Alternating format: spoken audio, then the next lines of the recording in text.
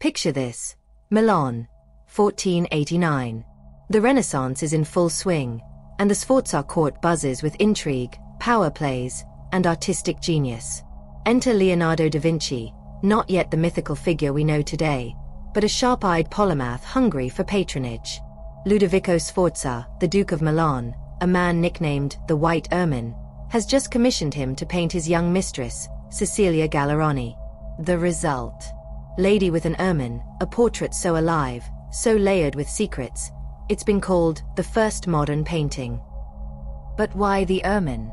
And what does this sleek, snow-white creature have to do with Ludovico's ruthless reign? Let's rewind. Cecilia was no ordinary muse. At 16, she was a literary prodigy, fluent in Latin, and a poet whose wit charmed Milan's elite. She also happened to be Ludovico's lover, a role that came with perks and peril. The Duke, then 37, was entangled in a political marriage to Beatrice d'Este, a woman whose family ties were too crucial to ignore. Cecilia's portrait, then, wasn't just a love token, it was a calculated move. By immortalizing her, Ludovico showcased his power to bend even Leonardo's genius to his will. But the ermine? That's where things get spicy. In Renaissance symbolism, the ermine was a badge of purity and moral rigor. Legend claimed it would rather die than soil its pristine coat, a myth Ludovico eagerly co-opted. His nickname, the White Ermine, wasn't just vanity, it was propaganda. Here was a ruler who wanted to be seen as noble, clean-handed, a man of principle. Never mind that he'd seized power by imprisoning his nephew, or that his court was a den of spies. The ermine was his brand. And Leonardo? The ultimate Renaissance influencer. But wait, there's a twist. The creature in Cecilia's arms isn't just a symbol of Ludovico. It's shockingly alive. Leonardo captures it mid-movement, its claws gently pressing into her sleeve, its head tilted as if listening to secrets. Some say it's a nod to Cecilia's name. Gallerani sounds like Gali, Greek for weasel, a cousin of the ermine. Others think it's a pregnancy hint. Cecilia was carrying Ludovico's child around the time of the portrait. But the truth? This painting is a hall of mirrors. And we're just getting started.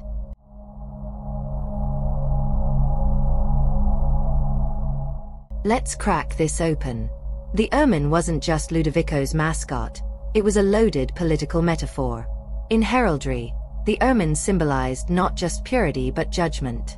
Medieval judges wore ermine-trimmed robes to signal impartiality. For Ludovico, a man obsessed with legitimacy, the animal was perfect. It screamed, "I'm the good guy." Even as he schemed, bribed, and betrayed his way through Italy's cutthroat politics. But Leonardo, ever the trickster, might have embedded a sly critique. Look closely. The ermine's fur isn't pure white. Shadows dance across its body, hinting at something stained. Was this a subtle dig at Ludovico's hypocrisy? Or a nod to Cecilia's complex role? A mistress caught in a gilded cage, her reputation both elevated and endangered by the Duke's affection. Then there's the ermine's posture. X-rays reveal Leonardo changed the animal's size and position multiple times. Early sketches show a smaller, docile creature. The final version is muscular, almost defiant. Coincidence? Maybe not. In 1488, Ludovico had just survived an assassination attempt by Venetian rivals. The ermine's newfound boldness could mirror the Duke's clenched fist response, executing plotters, tightening his grip on Milan. But here's the kicker. The ermine wasn't even native to Italy. Ludovico likely imported it from the north, a living trophy to flaunt his wealth and reach. Imagine Cecilia posing for hours with a squirmy exotic pet, its claws snagging her dress. Leonardo, ever the perfectionist, probably demanded endless retakes. Yet somehow, he captured the animal's wild essence beneath the symbolism. That's the genius of this painting. It's both a PR stunt and a psychological masterpiece. By now, you're probably wondering, what happened to Cecilia? Did she survive the cutthroat world of the Sforza court? And why does this portrait still hypnotize us, 500 years later? Buckle up. The story's about to take a dark turn.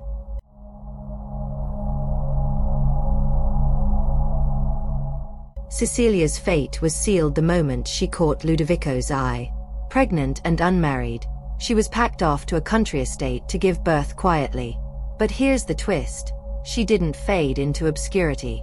Instead, she turned the scandal into power. Ludovico arranged a marriage for her to a count, a loyalist who knew better than to ask questions. Cecilia became a patron of the arts, hosting salons where poets and philosophers mingled.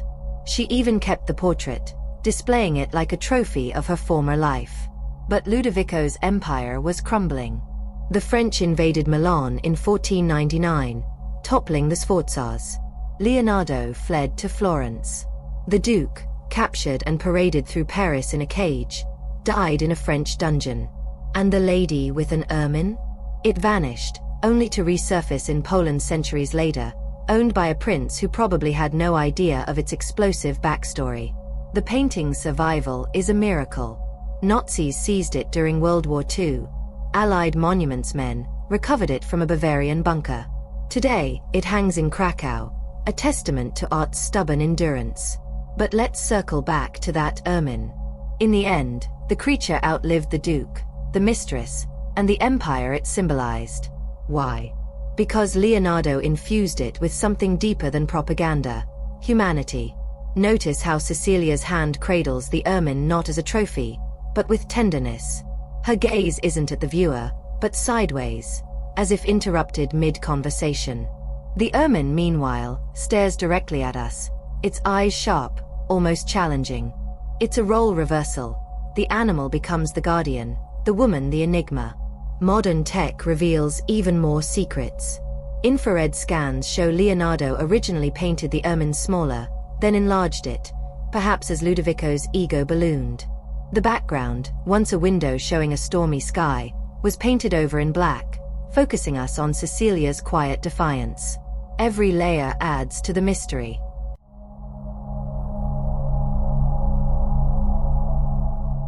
So why obsess over a 500-year-old weasel? Because this isn't just a painting. It's a masterclass in spin. Ludovico used the ermine to launder his reputation. Much like politicians today rebrand scandals with viral hashtags.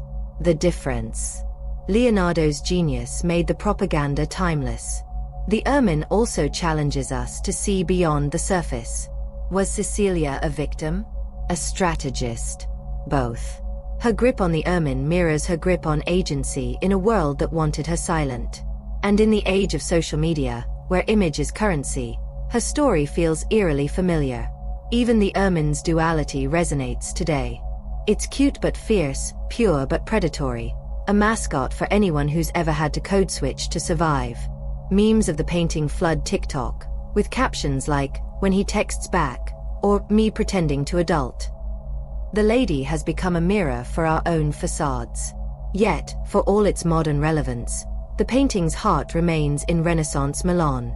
It's a snapshot of a woman, a duke, and an animal bound in a dance of power and vulnerability. The ermine isn't just a symbol, it's a co-conspirator. So next time you see lady with an ermine, don't just admire the technique. Ask, what's your ermine?